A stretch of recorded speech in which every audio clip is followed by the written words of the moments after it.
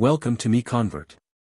In this tutorial, I will show you how to convert WEBM files to WAV format, completely free and online. Open your browser and search for WEBM to WAV MiConvert.com. Click on the first result to go straight to the converter.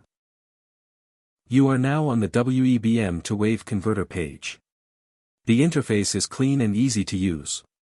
Let's upload a file. Click the Choose File button.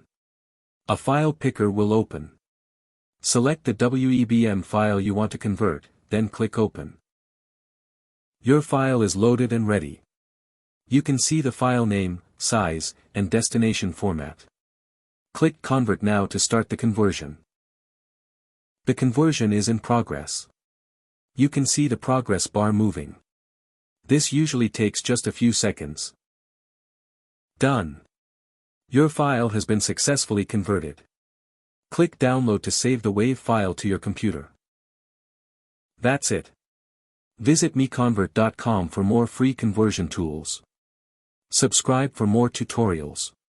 Thanks for watching.